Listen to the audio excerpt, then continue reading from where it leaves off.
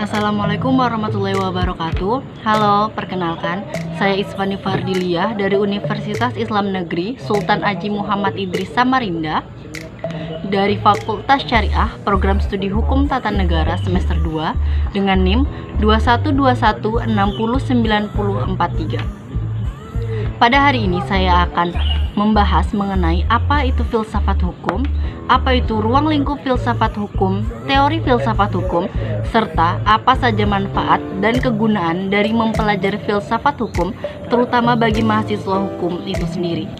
Video ini ditujukan untuk memenuhi tugas ujian tengah semester dari Ibu Dr. Hajah Siti Aisyah, SPD SH, MM, MH, selaku dosen pengampu mata kuliah filsafat hukum. Filsafat hukum adalah cabang dari filsafat yang membicarakan apa hakikat dari hukum itu sendiri, apa tujuannya, mengapa dia ada, dan mengapa orang harus tunduk kepada hukum.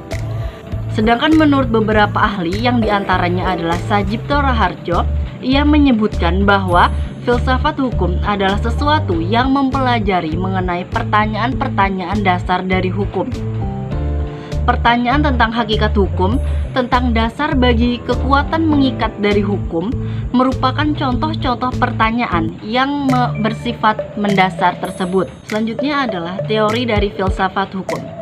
Seperti kita ketahui bahwa perkembangan filsafat hukum dimulai dengan sejarah filsafat barat yang merupakan filsafat kuno dan terbagi dalam beberapa zaman seperti zaman filsafat Prasokrates, dan tokoh pertamanya adalah Thales sejak tahun 625 sampai 545 sebelum Masehi.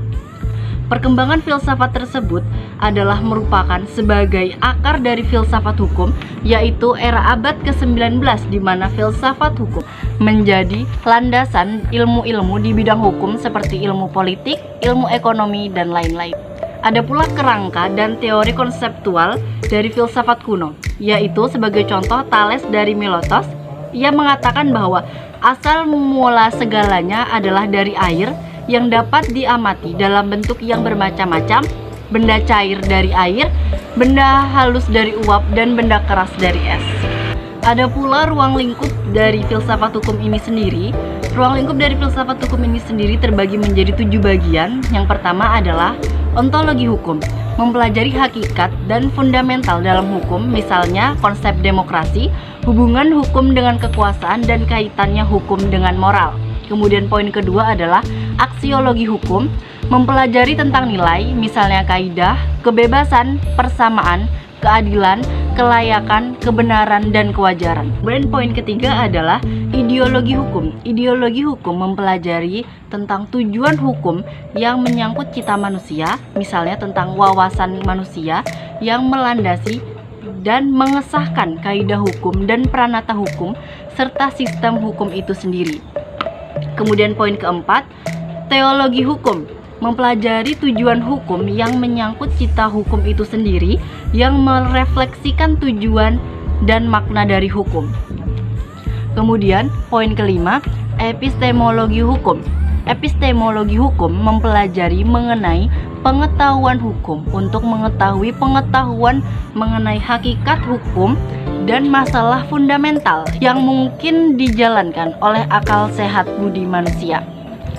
Kemudian yang keenam, logika hukum, mempelajari mengenai kebenaran dalam berpikir dengan aturan berpikir dan berargumentasi secara yuridis, membangun logika dan struktur sistem hukum. Yang ketujuh atau poin terakhir, ajaran hukum umum. Ajaran hukum umum ini mempelajari mengenai pengetahuan hukum yang lain yang sifatnya lebih luas. Kemudian ada pula manfaat dari mempelajari filsafat hukum. Pertama, filsafat memiliki karakteristik yang bersifat menyeluruh. Dengan cara berpikir yang seperti ini, yang secara holistik tersebut, mahasiswa atau siapa saja yang mempelajari mengenai filsafat hukum diajak untuk berwawasan luas dan terbuka. Mereka diajak untuk saling menghargai perbedaan dalam berpendapat sehingga tidak ada diskriminasi lagi. Ciri yang lain, filsafat hukum juga memiliki sifat yang mendasar. Artinya, dalam menganalisis suatu masalah, kita diajak untuk berpikir secara kritis dan radikal. Mereka yang mempelajari filsafat hukum diajak untuk memahami hukum tidak dalam arti hukum positif semata. Arti berikutnya adalah sifat filsafat yang spekulatif. Sifat ini tidak boleh diartikan secara negatif sebagai sifat gambling. Sifat ini mengajak mereka yang mempelajari ilmu filsafat hukum untuk berpikir secara inovatif, selalu mencari sesuatu yang baru dan sesuatu yang inovatif. Kemudian, ciri yang terakhir adalah berpikir secara reflektif kritis. Melalui sifat ini, filsafat hukum berguna untuk membimbing kita menganalisis masalah-masalah hukum secara rasional dan kemudian mempertanyakan jawaban itu secara terus-menerus. Halo teman-teman, ada info menarik nih untuk kalian, terutama bagi kalian yang sedang duduk di kelas 12. UINSI Samarinda tengah membuka pendaftaran bagi calon mahasiswa dan mahasiswi baru nih. Ada 3 jalur pendaftaran yang dapat kalian ikuti, yaitu SPAN PTKIN, UMPTKIN, UMAN PTKIN. Ayo segera daftar dan bergabung menjadi keluarga besar UINSI Samarinda. Ditunggu kedatangannya ya. Assalamualaikum.